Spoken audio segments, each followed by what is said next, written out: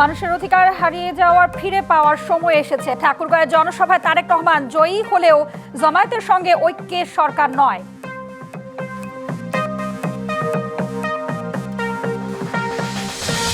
বিদ্রোহী ও স্বতন্ত্র চাপে ৭৬টি আসরে চ্যালেঞ্জের মুখে বিএনপি জোটের প্রার্থীরা। অন্তকোন্দল পাল্টে দিতে পারে ভোটের হিসেব নিকেশ।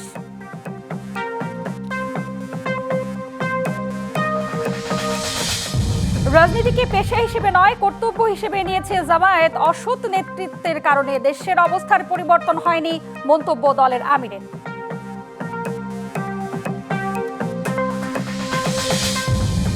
ভোটের প্রচারে তুঙ্গে দেশ, শব্দযন্ত্রে ভোটের গানে উচ্চকিত পরিবেশ। প্রার্থীরা ছুটছেন বিরামহীন, অঙ্ক মেলাচ্ছেন ভোটাররা।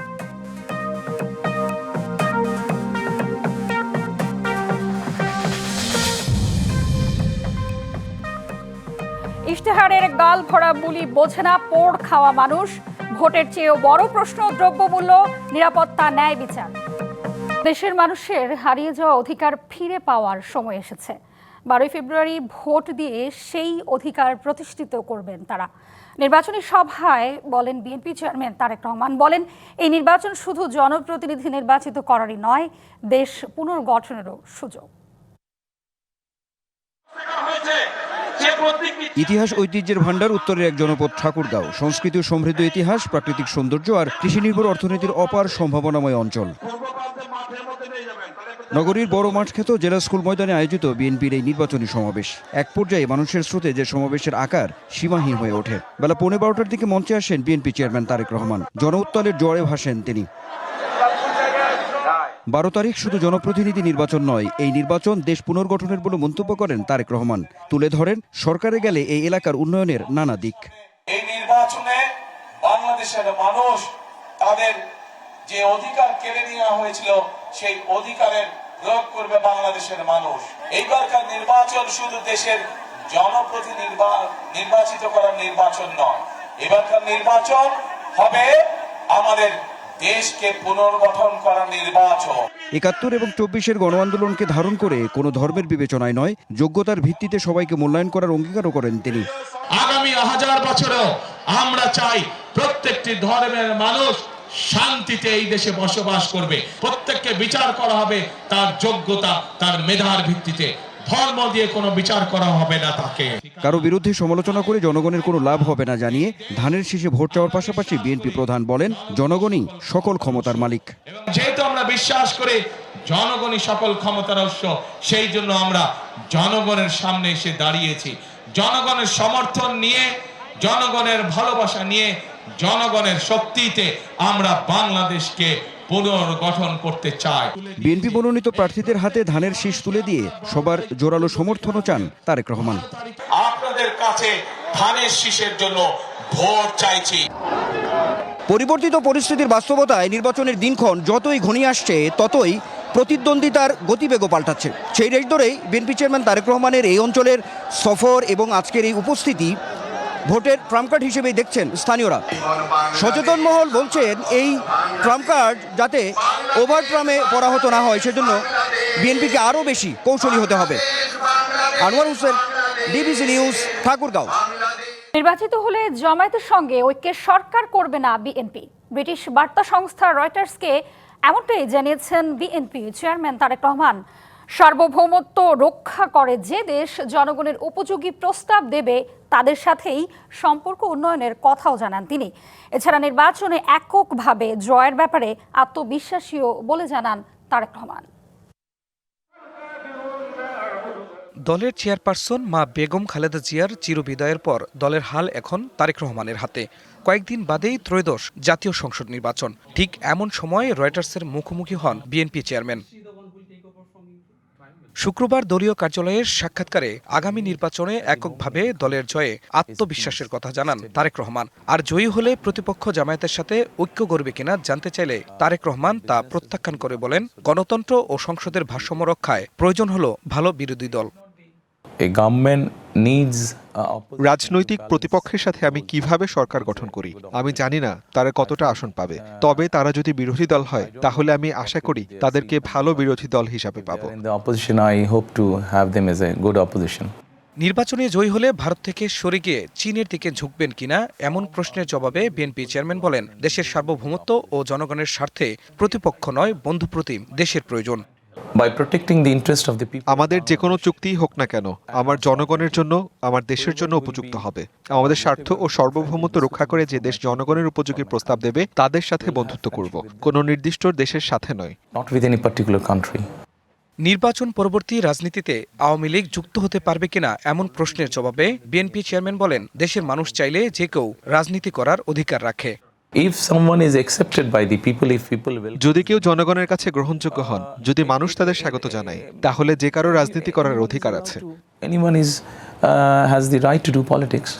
আসন্ন নির্বাচনে বিএনপির প্রধান প্রতিদ্বন্দ্বী হিসেবে ধরা হচ্ছে জামায়াতে ইসলামীকে। 2001 থেকে 2006 সাল পর্যন্ত বিএনপি ও জামায়াত জোট সরকার পরিচালনা করেছিল। জামায়াত জানিয়েছে তারা দেশকে স্থিতিশীল করতে একটি ঐক্য সরকার গঠনের মাধ্যমে আবারও অংশীদারিত্বে আগ্রহী। খান মোহাম্মদ মুকুল, ডিবিসি নিউজ ডেস্ক। দলীয় প্রার্থীর দুর্বলতা আর বিদ্রোহী ও স্বতন্ত্র প্রার্থীর চাপে 76টি আসনে চ্যালেঞ্জের মুখে বিএনপি জোটের প্রার্থীরা। ডিবিসির অনুসন্ধানে জানা গেছে, এসব আসনে বিদ্রোহীদের কাছে পরাজয়ের শঙ্কা রয়েছে বিএনপি জোট প্রার্থীদের। আবার কোথাও কোথাও বিএনপি ও বিদ্রোহী প্রার্থীর লড়াইয়ে জয়ের মালা যেতে পারে জামায়াত প্রার্থীর গলায়। শেষ মুহূর্তের নির্বাচনী প্রচার প্রচারণায় এখন ব্যস্ত সময় কাটছে প্রার্থীদের। নানা চ্যালেঞ্জ ও প্রতিবন্ধকতা থাকলেও সবাই জয়ের বিষয়ে আশাবাদী। জরিপ ও মাঠের তথ্য বলছে অন্তত 87টি আসনে বড় জয় পাবে বিএনপি জোট। আর এনসিপির 2টি আসন নিয়ে জামায়াতের জয়ী হবার নিশ্চিত সম্ভাবনা 13টি আসনে। জাতীয় পার্টি এগিয়ে 2টি আসনে, আর বাকি 195টি আসনে জয়ের জন্য করতে হবে লড়াই। এর মধ্যে অন্তত 70টি আসনে বিএনপির প্রতিদ্বন্দ্বী নিজ দলের বিদ্রোহী প্রার্থী। নির্বাচনের আগে দেখবেন অনেকেই ঘোষণা দিবে তারা অমুক প্রার্থীর পক্ষে কাজ করছেন। এটা আমাদের নির্বাচনের কমন। এভাবে কিছুটা মিনিমাইজ হবে, হয়তো 30-35টা 40টা সিটে 20-25টা এমনি দলের নিয়ন্ত্রণের কারণে হয়তো ক্লোজ হয়ে যাবে। আর 20টার দিকে দেখা যাবে যে তারা কম্পিটিশন করেই যাবে এবং তারা চেষ্টা করবে বিজয়ী হয়ে আসার জন্য। বিএনপির বিদ্রোহী প্রার্থীদের অন্যতম ব্রাহ্মণবাড়িয়া 2 আসনে ব্যারিস্টার রুমিন ফারহানা। আসনটিতে বিএনপি জোটের প্রার্থী জমিয়াতে উলামায়ের জুনায়েদ আল হাবিব। জনমত জরিপ বলছে এ আসনে জনপ্রিয়তায় এগিয়ে রুমিন ফারহানা। আর ঢাকা 12 আসনে বিএনপি জোটের প্রার্থী বিপ্লবী ওয়ার্কার্স পার্টির সাইফুল হকের বিপরীতে বিএনপির বিদ্রোহী ও স্বতন্ত্র প্রার্থী সাইফুল আলম নীরবই এগিয়ে। পটুয়াখালী 3 আসনে বিএনপি জোটের প্রার্থী গণ অধিকার পরিষদের নুরুল হক ও বিএনপির বিদ্রোহী প্রার্থী হাসান মামুনের জনপ্রিয়তাও সমান। আগামী নির্বাচনে আমার কাছে কেন জানে মনে হয় একটা ভালো সংখ্যাকে 30-35টা 40টা লোক থাকবে যারা স্বতন্ত্র আসন থেকে বিজয়ী হয়ে আসছে। এরা কিন্তু একটা ডিটারমিনেন্ট হয়ে দাঁড়াবেন। স্বতন্ত্র বা বিএনপির বিদ্রোহী প্রার্থীদের জনপ্রিয়তার দৌড়ে বিএনপি জোটকে চ্যালেঞ্জের মুখে পড়তে হবে দিনাজপুর 2, 5, কুড়িগ্রাম 4, গাইবান্ধা 5, নওগাঁ 1, 3, 6, নাটোর 1, 3, পাবনা 3, 4, কুষ্টিয়া 1, ঝিনাইদহ 4, যশোর 5, নড়াইল 2, বাগেরহাট 1, 4, সাতক্ষীরা 3, বরিশাল 1, পিরোজপুর 2, টাঙ্গাইল 3, 4, 5, 8, শেরপুর 1, ময়মনসিংহ 1, 2, 3, 7, 9, 10, 11, নেত্রকোনা 3, কিশোরগঞ্জ 1, 4, 5, মানিকগঞ্জ 3, মুন্সিগঞ্জ 1, 3, নরসিংদী 3, 5, নারায়ণগঞ্জ 2, 3, 4, 5, রাজবাড়ী 2, ফরিদপুর 1, 5, গোপালগঞ্জ 1, 2, মাদারীপুর 1, 2, সুনামগঞ্জ 3, 4, সিলেট 5, 6, মৌলভীবাজার 1, 2, 4, ব্রাহ্মণবাড়িয়া 1, 5, কুমিল্লা 2, 7, 9, 10, চাঁদপুর 4, নোয়াখালী 2, 6, চট্টগ্রাম 16, খাগড়াছড়ি ও রাঙ্গামাটি আসনে। মুস্তফা মাহবুব, ডিবিসি নিউজ, ঢাকা। ত্রয়োদশ জাতীয় সংসদ নির্বাচন সামনে রেখে নীলফামারীর হাই স্কুল বড় মাঠে জনসভায় বক্তব্য রাখছেন বিএনপি চেয়ারম্যান তারেক রহমান। আমরা সরাসরি চলে যাচ্ছি সেখানে। শুধু তাই নয়, নিশ্চয়ই আপনারা শুনেছেন যে 12 তারিখের নির্বাচনে ইনশাল্লাহ বিএনপি সরকার গঠন করলে, ধানের শীষ জয়যুক্ত হলে আমরা এই দেশের মা বোনদেরকে, এই দেশের গৃহিণীদেরকে আমরা অর্থনৈতিকভাবে স্বাবলম্বী করে তুলতে চাই। কিভাবে? আমরা প্রত্যেকটি নারীর কাছে, যেই ধর্মেরই হোক না, সকল ধর্মের, সে যদি বাংলাদেশের একজন মা হয়ে থাকে, সে যদি বাংলাদেশের একজন গৃহিণী হয়ে থাকে, আমরা তার কাছে ফ্যামিলি কার্ড পৌঁছে দিতে চাই।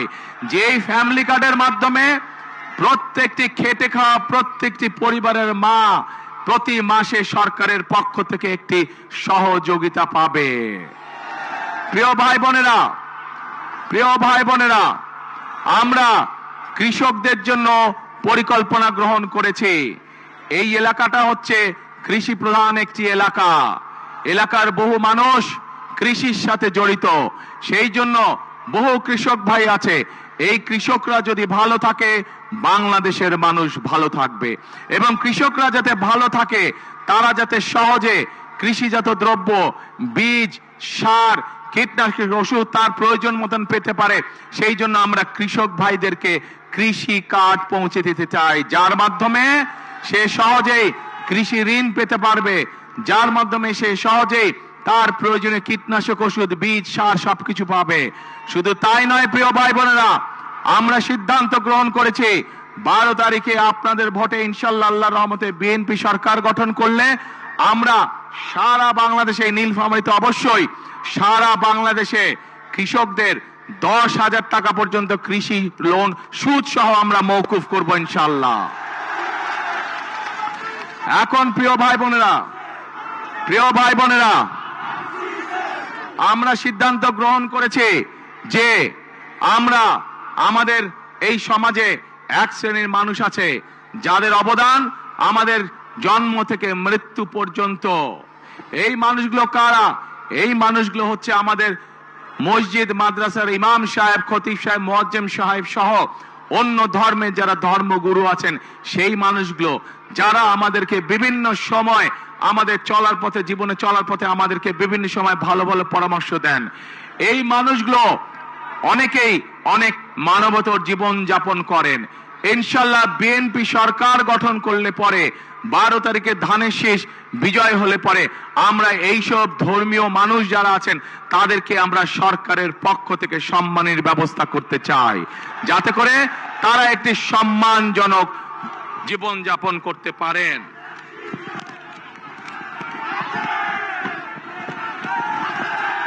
প্রিয় ভাই বোনেরা,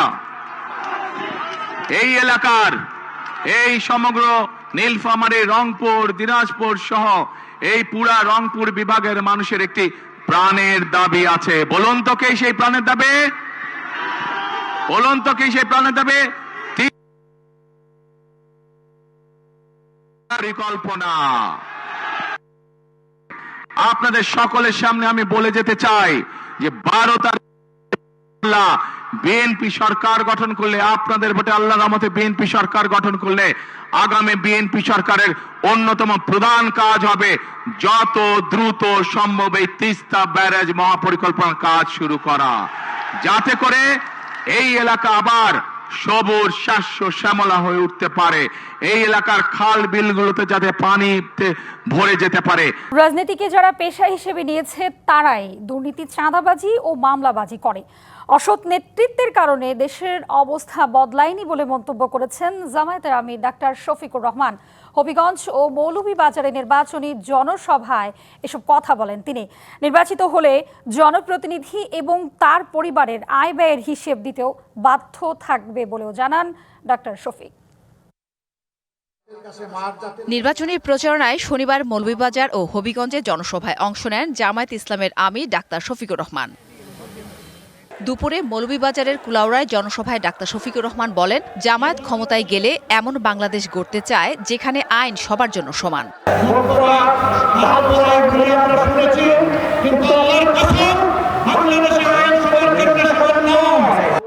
নিউ ইয়র্ক সহ বিশ্বের সকল দেশের সঙ্গে অগ্রাধিকার ভিত্তিতে পর্যায়ক্রমে সরাসরি ফ্লাইট চালু করা হবে বলেও অঙ্গীকার করেন জামায়াত আমির।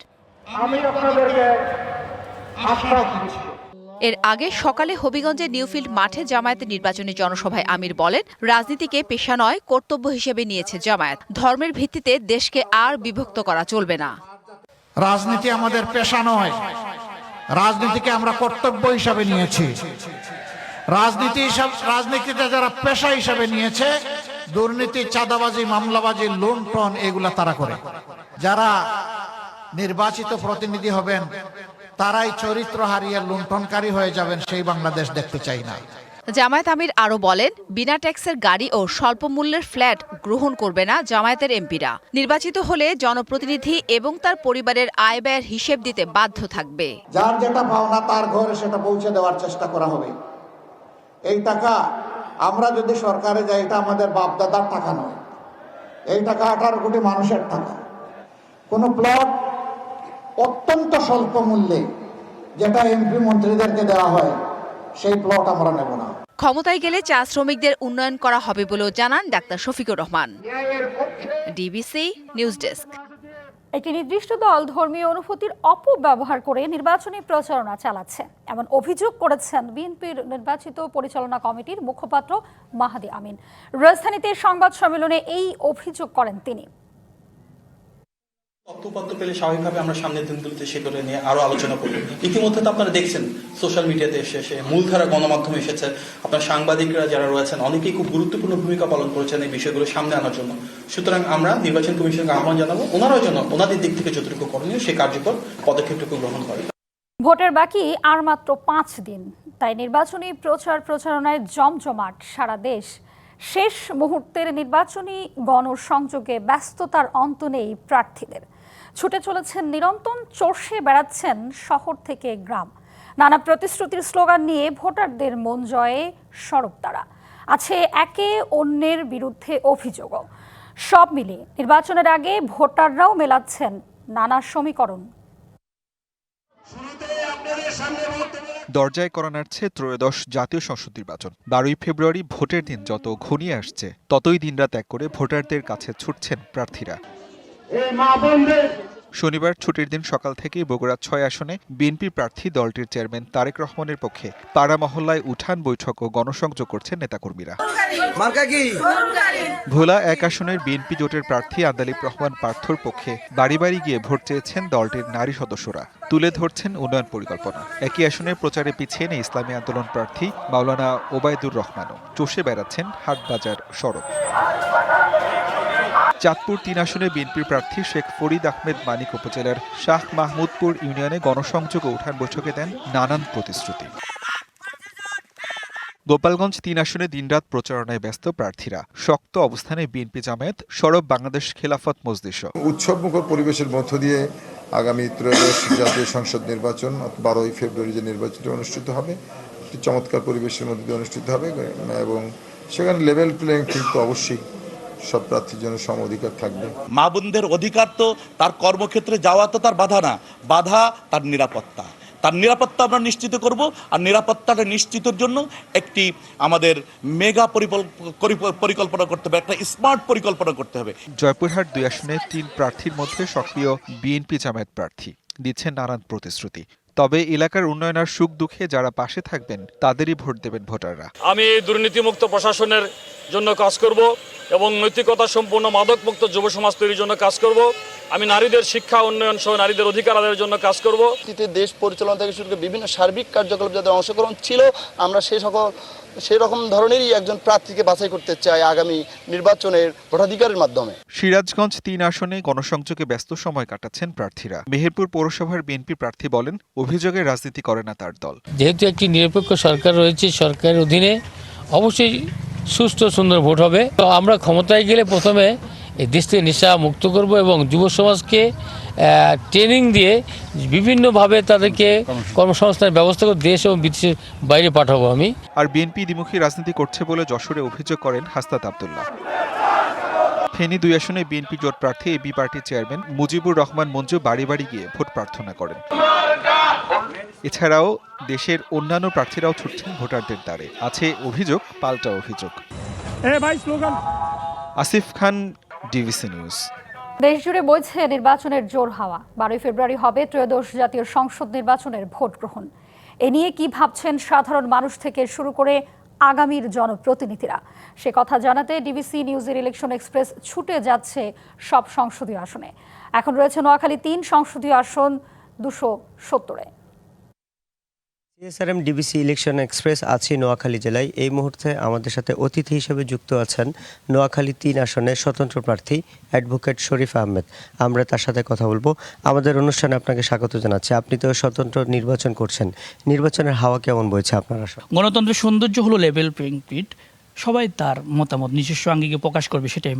কিন্তু একটু দুঃখ লাগলো, আমি যখন প্রচারণায় সকালে বের হলাম, আসার সময় দেখলাম আমাদের রসুলপুর ইউনিয়ন 2 নম্বর ওয়ার্ড, সেখানে একটা দাঁড়িপাল্লা প্রতীকের একটা নির্বাচনী অফিস, যদিও তারা অন্য প্রতিদ্বন্দ্বী, তারপরেও দেখলাম যে অফিসটাকে রাতের 3টায় নাকি আগুন লেগে কে বা কারা একদম পুড়ে মেসাকার করে দিয়েছে। আরও কষ্ট লাগছে, সেখানে একজন অটো রিক্সা ড্রাইভার, তার অটোটা ওখানে ছিল, উনি আবার ওই প্রতীকের পক্ষে হয়তো মাইকিংয়ের কাজ করতেন, তার অটোটা পুড়ে একদম কেমন যে হয়ে গেল। এই যে একটা বিশ্রী অবস্থা, এটা তো আসলে দুঃখজনক। আপনি পরিবর্তনের কথা বলছিলেন, জনগণ যদি আপনাকে নির্বাচিত করে সংসদে পাঠায় তাহলে আপনি কি পরিবর্তন করবেন? ধন্যবাদ। আসলে আমার বেগমগঞ্জ উপজেলা, এখানে 16টা ইউনিয়ন, একটা পৌরসভা, বিশাল জনবহুল একটা আমার এখানে অ্যারাউন্ড 10 লক্ষ মানুষ এখানে বসবাস করে, 5,11,749 জন ভোটার এখানে রয়েছেন। এই উদ্দেশিত এলাকার জনগণের যথেষ্ট চাহিদা, বিশেষ করে শিক্ষা প্রতিষ্ঠানে লেখাপড়ার মান উন্নয়ন করা। আজকে যারা শিশু আছে, আজকে যারা এই ছাত্র, তারাই তো ভবিষ্যতে দেশ গড়বে।